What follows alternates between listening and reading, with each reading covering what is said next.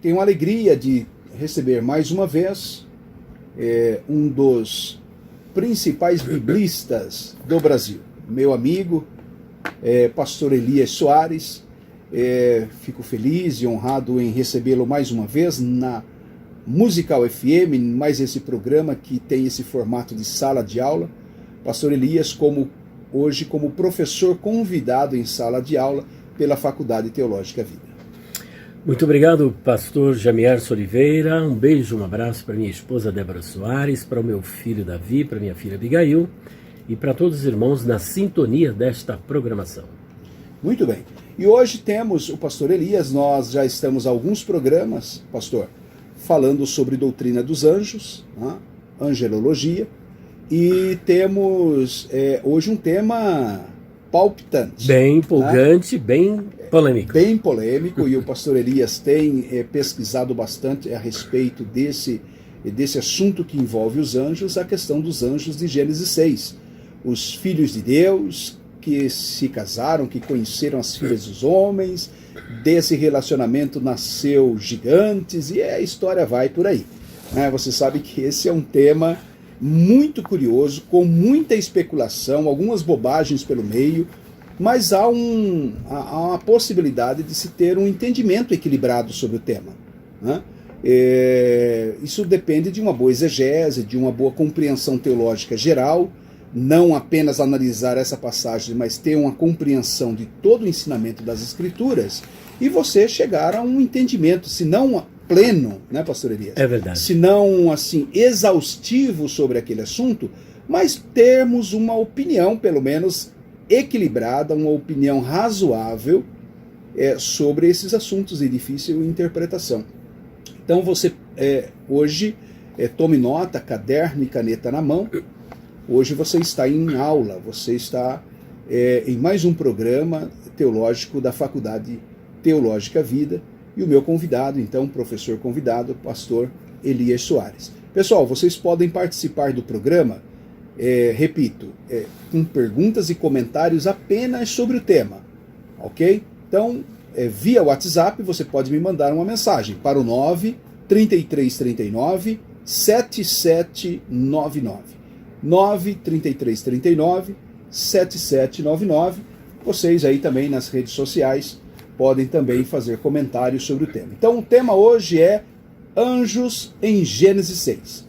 Vamos analisar essa passagem com o pastor Elias Soares de Moraes, que é o nosso professor convidado. Aprender, entender, crescer, evoluir. Vida Teológica, segunda edição. Muito bem, pastor Elias, então estamos em sala de aula, milhares de alunos, ouvintes e alunos matriculados, nos acompanhando todos os dias à tarde, aqui às 16 horas, neste grande programa. É um privilégio. Eu entendo que é uma bênção de Deus termos uma hora numa emissora como a Musical FM, com um conteúdo bíblico, né? Sem enrolação, sem ficar aqui apelando, com conversinha fiada, né? Verdade. Bíblia. Então é isso, é o que a gente sabe fazer, entendemos ser essa a nossa missão. Então é um privilégio recebê-lo aqui, sabe o carinho que eu tenho por você. Pastor Elias é um dos teólogos mais dinâmicos do Brasil, produz muito conteúdo, é de tirar o fôlego, né? De tirar livros, vídeos, graças a Deus pelo seu ministério, pastor Elias.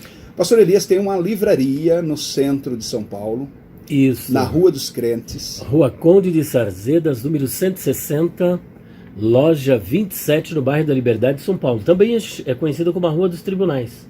Porque ali são vários tribunais. Muitas lojas foram vendidas e os tribunais se instalaram ali, né? Então é também conhecida como a Rua dos Crentes. Pastor Elias, a característica da sua loja, ela se popularizou bastante como a principal livraria teológica em São Paulo, né?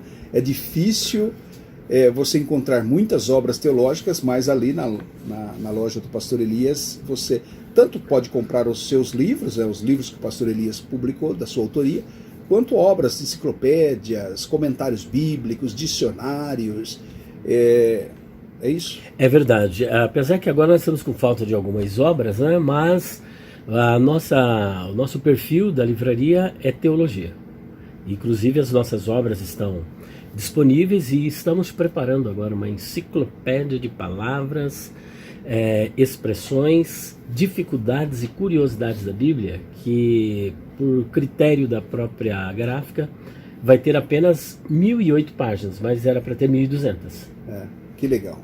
É uma obra bem interessante, exegética, curiosa, tem muita coisa boa que está saindo ali. O pessoal já pode fazer uma pré-encomenda ali. Ainda não, eu Ainda vou não. deixar quando estiver já indo para a gráfica, então já faço uma pré-venda, né? Tá. Que aí já... Legal, muito bem.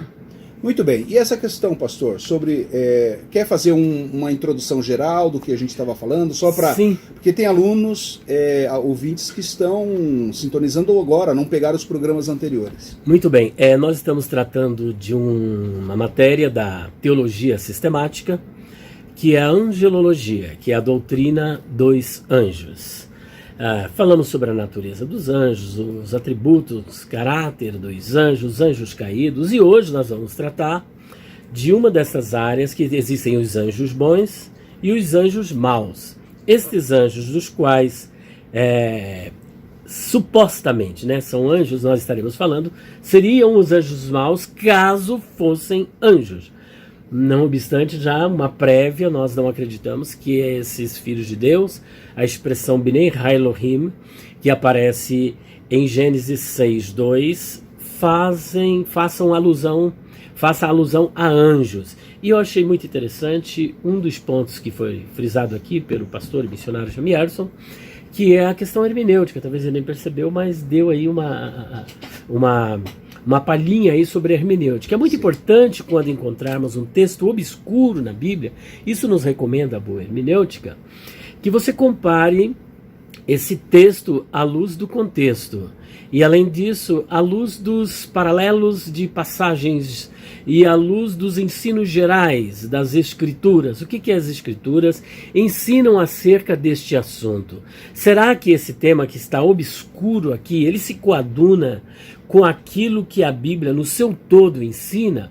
Se não se coaduna, se não combina, se não dá para nós harmonizarmos com as passagens paralelas, com os ensinos gerais e com a Bíblia como um todo, então uma luz deve ser acesa neste exato momento e nós temos que procurar então trabalhar a questão do contexto e tudo mais e ver se essa passagem é literal ou se ela é figurada. Ainda que a aula hoje não é sobre hermenêutica, mas faz-se necessário para podermos entender... Principalmente um tema tão polêmico como esse. Tão polêmico e que exige realmente de quem está fazendo a exposição.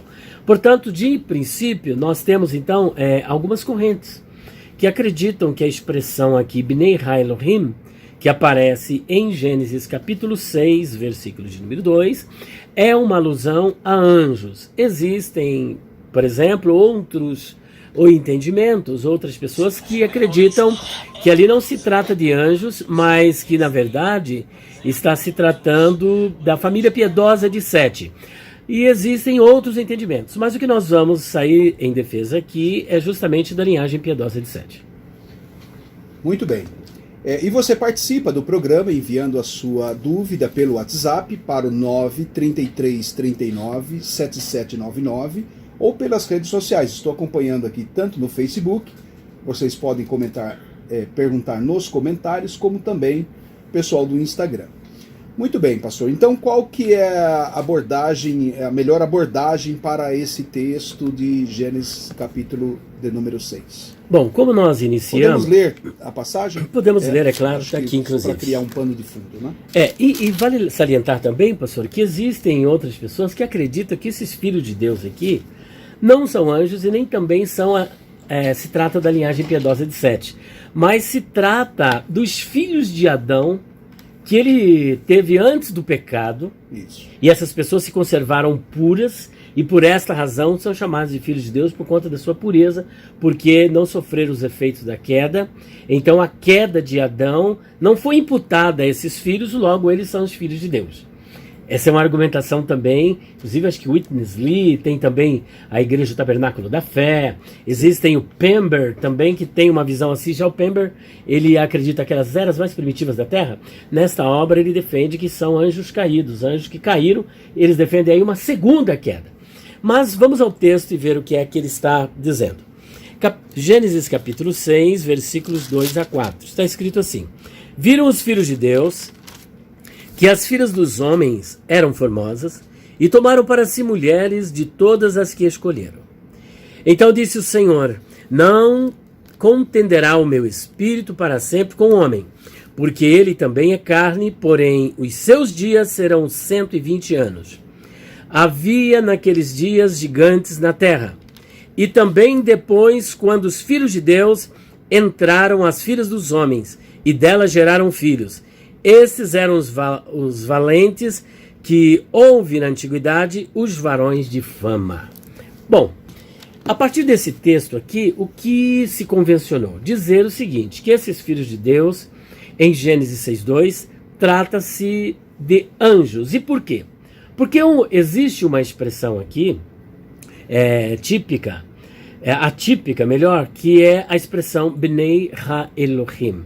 É uma forma plural. Bnei é a forma plural de Ben em hebraico, que é filho, logo Bnei é plural. Elohim também está no plural. Logo, a expressão Bnei Ha-Elohim, descrita aqui nesta passagem, significa os filhos de Deus. Visto que esta expressão, ela também vai aparecer em Gênesis 6.2, em Gênesis 6.4, e também em Jó capítulo 1, Iov capítulo 1, versículo 6, capítulo 2, versículo 1, capítulo 38, versículo de número 7, e depois em Daniel, só que com uma expressão diferente, visto que porções do livro de Daniel não foram escritas em hebraico, mas em aramaico. Logo a expressão Bnei Ha-Elohim, ela não vai aparecer, mas vai aparecer em aramaico como Bar Elahim. Bar Elahim, a expressão bar, é a forma aramaica do hebraico ben. Então, Bar Elahim, visto que Elahim está no plural, logo também o bar, que é filho, ele vai para o plural. Temos assim, portanto, filhos de Deus. Então, aparece em Gênesis 6.2, 6.4, João 1.6, 2.1, 38.7 e também em Daniel 3.25 e uma passagem de Salmo, se eu não me engano, o Salmo 89, versículo 6 ou 7. Então, levando em consideração que existe uma repetição destas passagens, e agora vamos analisá-las. Em Jó 1.6, a expressão ali, Bnei Ha-Elohim, de fato eu tenho que concordar que se trata de anjos, visto que ali em Jó 1.6 está escrito: e quando os filhos de Deus vieram se apresentar diante de Deus, veio também Satanás. Então veja que Satanás é um ser angélico caído, e ele está se apresentando com outros seres que... Não vamos entrar no mérito da questão de outro entendimento de outras religiões, mas vamos ficar aqui naquilo que o texto hebraico está dizendo. Então, aqui temos que concordar que realmente são anjos. Capítulo 2.1, esse mesmo texto é repetido no capítulo 2, versículo 1, e Bnei Ha-Elohim. Quando chega no capítulo 38, versículo de número 7, Deus está aqui num debate com Jó, porque ele havia debatido com 3 amigos, havia debatido com um 4º amigo, que diga-se de passagem, alguns entendem que Jó tinha 3 amigos, mas na verdade ele tinha 4, um porque era mais novo, estava calado o tempo todo, mas depois ele resolveu falar. E assim que ele terminou de falar, Deus toma a palavra e fala no capítulo 38, 39, 40, 41, e somente no 42, apesar de Jó ter pontuado algumas vezes, mas no 42 é que ele fala com mais eloquência. Mas o fato é que no 38, 7, a expressão Bnei Ha-Elohim aparece quando Deus diz: Jó, eu quero saber onde é que você estava quando eu lançava os fundamentos da terra e quando os filhos de Deus, juntamente com as estrelas, alegremente cantavam. Então ali ele está fazendo uma alusão a anjos, porque ele faz alusão a Bnei Ha-Elohim antes da existência do ser humano. Logo, não tem como nós colocarmos um ser humano ali naquele texto.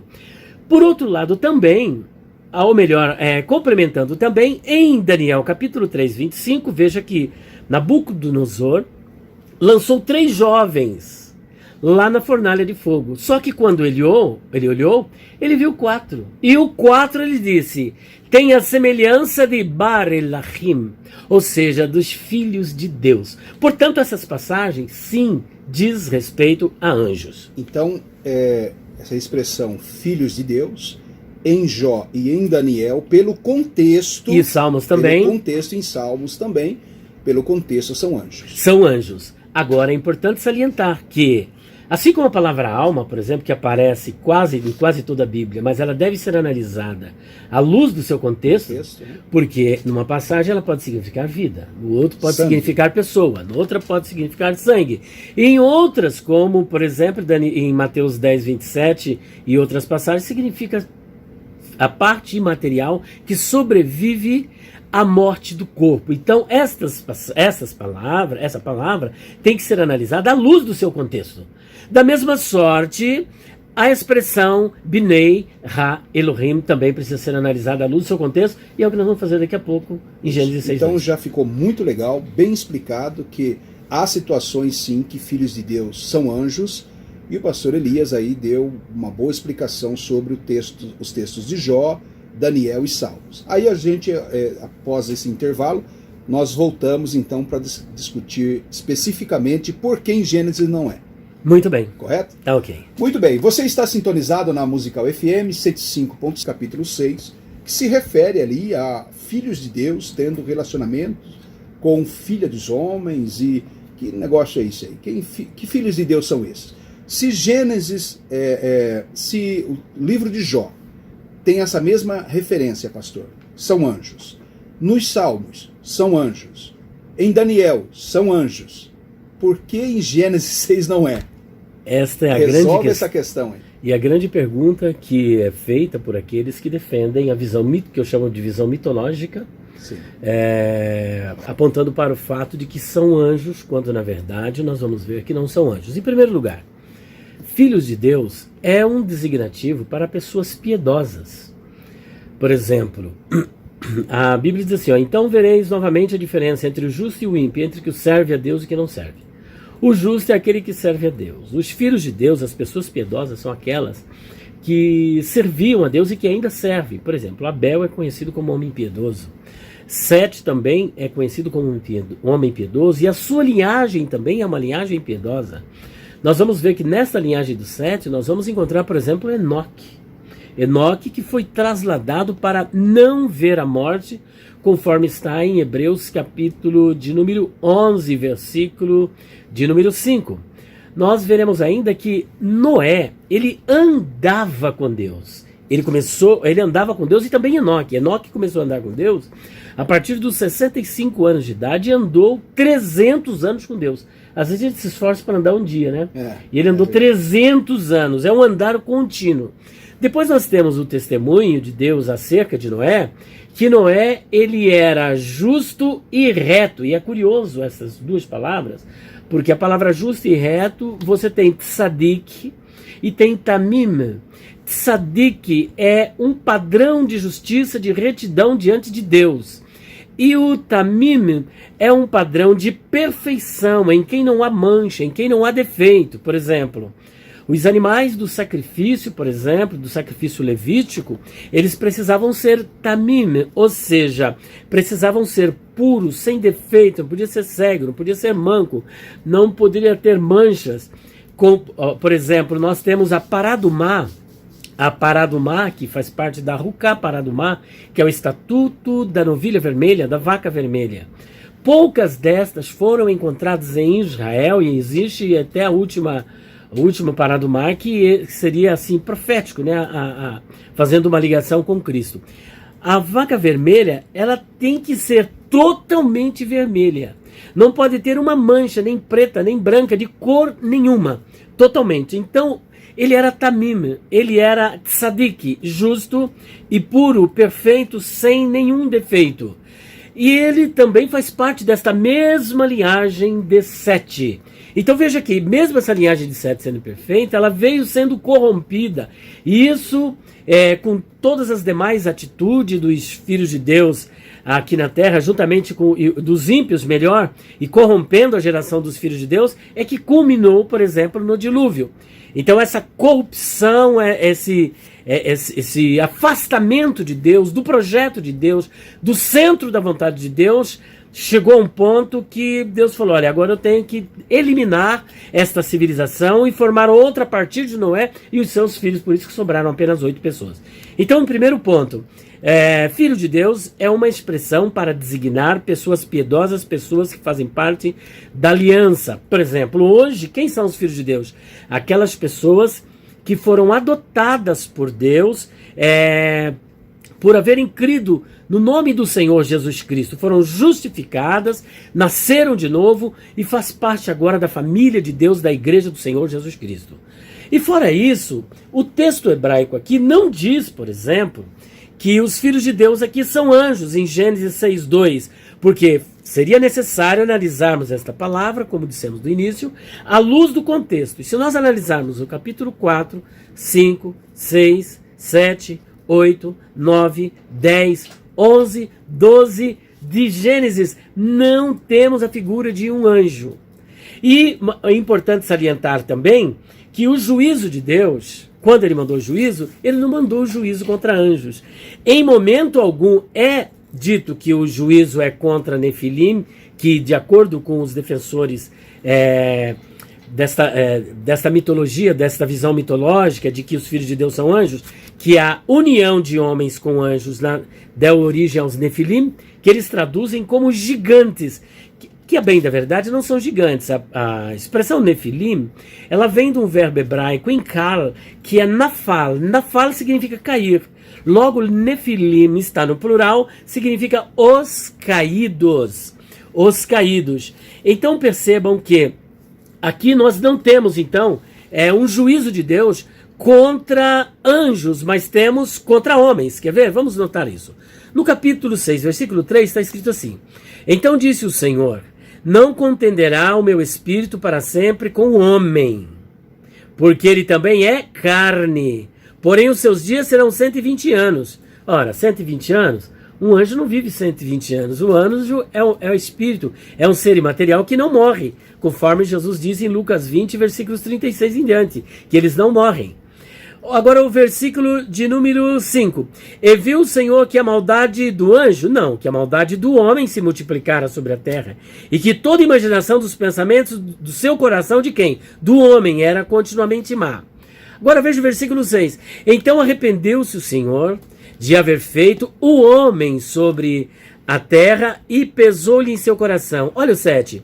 E disse o Senhor, destruirei de sobre a face da terra o anjo que criei? Não, o homem que criei, desde o homem até o animal, até o réptil e até as aves dos céus, porque me arrependo de os haver feito. De os haver feito quem? O homem, novamente. Nós temos ainda o versículo de número 12. E viu Deus a terra, e eis que estava corrompida. A terra como? A terra no sentido literal? Não, a terra no sentido de pessoas. Porque toda a carne aqui não vamos entender como sendo animais, mas sendo pessoas, havia corrompido o seu caminho. Olha o versículo 13. Então disse Deus a Noé, o fim de toda carne é vindo. Não diz de todo ser imaterial ou ser híbrido. E ainda, no versículo 15, e desta maneira farás de 300 côvados... Não, é o versículo de número 17. Porque eis que eu trago um dilúvio de água sobre a terra para desfazer todos os anjos? Não. Toda carne em que há espírito de vida.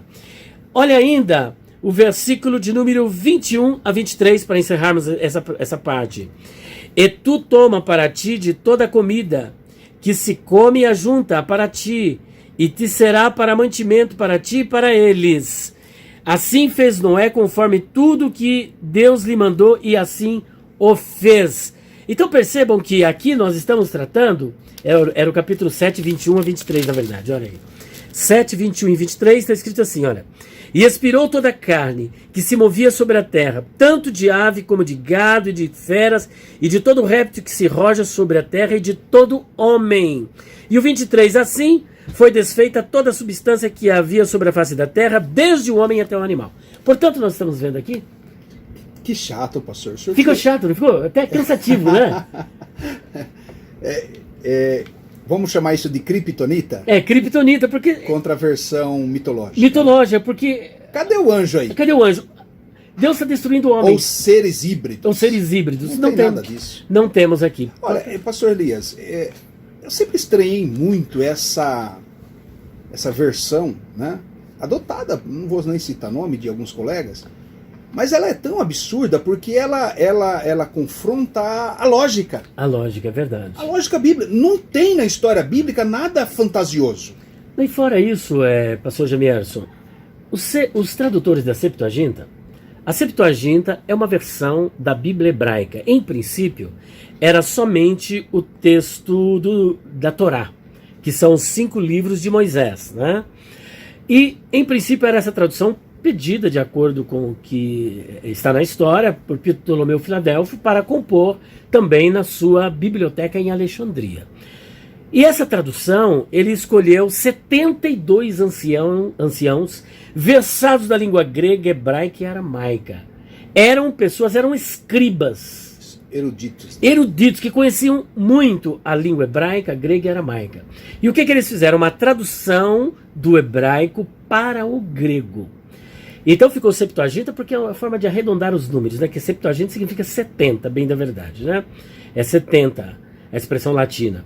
Agora o que eles fizeram? Eles traduziram, quando eles traduziram Gênesis 6:2, olha só que interessante, os autores da Septuaginta, eles traduziram Bnei Ha Elohim do hebraico, traduziram para o grego como Roi, Ruioi, Tuteu. Roi, Ruioi, Tuteu. O que significa isso? Roi, Ruioi, Tuteu significa os filhos de Deus. Só que quando eles foram traduzir Jó, que de verdade e de fato são anjos, sabe como é que eles traduziram? Roi angeloi tuteu. Angelos. Muito legal. Angelos. Então veja que eles levaram em consideração o quê? O contexto. Quando em Gênesis 6:2 eles traduzem, inclusive tem um amigo nosso que eu falei, a Septuaginta é uma boa versão, nossa, é a melhor tradução e tal. Eu falei, você já leu o que está escrito em Gênesis 6:2? Ele, sim. E já leu como que traduziu em Jó 1:6? Aí deu aquele choque. E outro detalhe. No Codex Alexandrinos, que é usado, o Codex Alexandrinos é um de maior credibilidade e que, inclusive, ele faz parte do texto crítico. Ali houve manipulação do texto. Olha que curioso. Porque no Codex Alexandrinos, em Gênesis 6:2, sabe como que eles traduziram a expressão Bnei Ha Elohim? Roi angeloi tuteu. Traduziram por anjos. Assumiram posição teológica. Assumiram uma posição teológica, só que olha a contradição. Quando você vai ler o mesmo texto do Códex Alexandrino, no capítulo 6, versículo 4, que vai tratar da mesma expressão, Bnei Ha Elohim, fazendo alusão à mesma de Gênesis 6:2, pasme, escreveram assim, Roi, Ruioi, Tuteu. E não Angeloi. Só que mesmo onde está Angeloi, eles chamam de palimpsestos, né? Que a pessoa apagou e escreveu em cima. Está ali denunciado, escrever em cima, Roi Angeloi Tuteu, para fazer prevalecer uma visão teológica e mandar para o texto crítico. Muito bom, é isso aí. Sala de aula da Faculdade Teológica Vida é esse nível, né? Você que está me acompanhando, creio que está aí. Poxa, que legal. Quanto... Muito bem, você está mais uma vez em sala de aula. Hoje o professor convidado é o professor de teologia, biblista, Elias Soares de Moraes. Estamos falando sobre a polêmica passagem de Gênesis 6. O pastor Elias já detonou, né, o argumento mitológico. Mas tem muita coisa, mas tem aí uns desdobramentos, tem umas perguntinhas difíceis que eu quero deixar para ele depois, mas vai ter que ter outro programa que já chegamos no final. Então assim, é a Bíblia pela Bíblia, né, pastor? É verdade, está escrito. Se está escrito, a lei e o testemunho, se não falarem segundo esta palavra, jamais verão a alva. Esse último bloco você fechou bem. Você interpretou filhos de Deus como anjos, corretamente, lá em Jó, em Daniel, em Salmos. Ao analisar agora, pela própria leitura do texto, em português, não precisou nem ir para grego e hebraico. Todo o contexto é raça humana. Raça humana. Não é tem ser juízo, é híbrido. bênção, tudo é raça humana, não tem anjo aí na história. Agora tem alguns desdobramentos desse assunto. Com certeza. Então nós vamos Polêmicos. deixar isso para um próximo programa. Questão lá de Judas, Tem. se os anjos que deixaram a sua habitação, Seu principado, seu oiketério. se tem a ver com essa passagem de uma segunda queda dos anjos. Né? Que gigantes são esses? Como é que aparece gigante no texto? E né? como que eles aparecem de novo em Números 13, versículos de número 33? Como justificar a presença?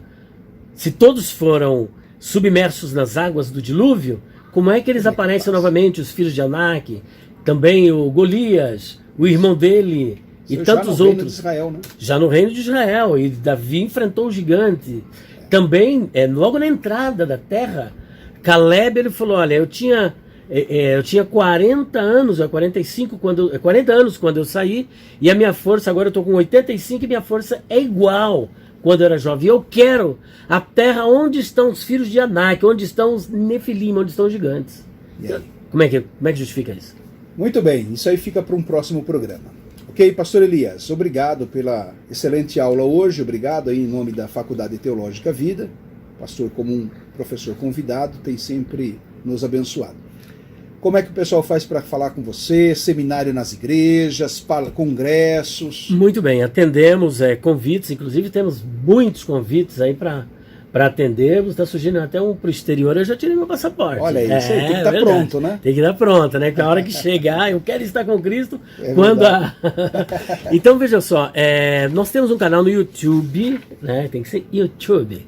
É o PR Elias Soares Oficial. Inclusive, esse vídeo que eu estou gravando aqui, eu estarei disponibilizando no nosso YouTube, que é bem da verdade, olha, cada programa nosso aqui, meu Deus do céu, o pessoal está acessando bastante. Você pode se inscrever no nosso canal, PR Elias Soares Oficial, PR Elias Soares Oficial, deixe o seu like, deixe também o seu comentário, ative as notificações, se inscreva, e se você quiser falar conosco, o nosso telefone é 0 operadora 11 9 4626 3000 9 4626-3000. Você pode estar adquirindo o nosso livro, inclusive Perguntas Difíceis de Responder, que essa questão está inteirinha lá. Deixa eu mostrar para o pessoal aqui das lives, pastor.